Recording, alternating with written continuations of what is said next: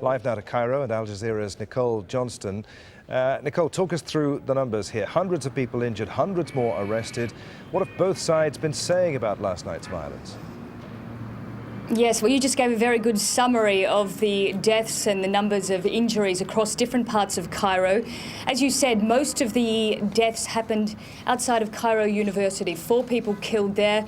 It's not the first time there has been violence there. A few weeks ago, 18 people were killed outside of that area.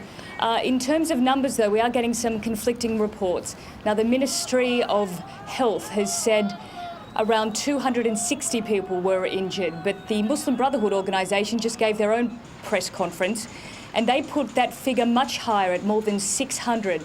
So that's the main discrepancy we're seeing in terms of injuries. But at this stage, both sides are saying 7 people have died.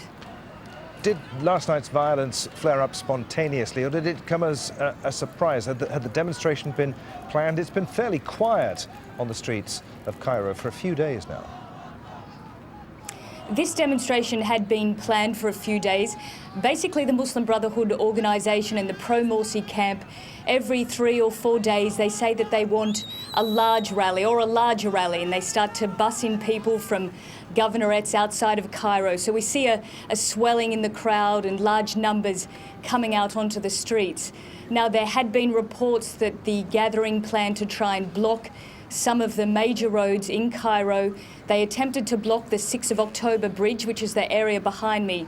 And any time you try and block that off, you're going to get a reaction because it's one of the main thoroughfares in Cairo. And they certainly did get a reaction, this time from the riot police, who fired tear gas to try and disperse the crowd.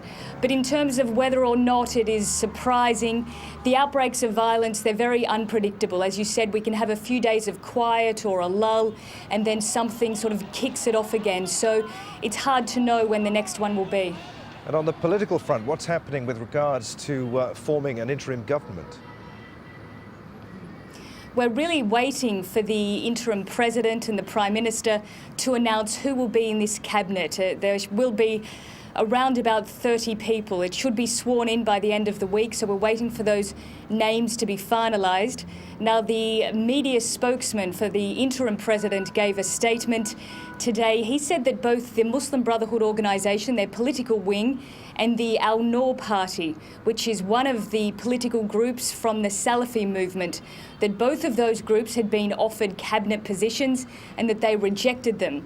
But the Muslim Brotherhood organisation has said something different. It said that it hasn't been offered any positions, but then even if it did, it would reject them anyway because it regards the entire process as illegitimate. Nicole, many thanks. Nicole Johnston there, live in Cairo.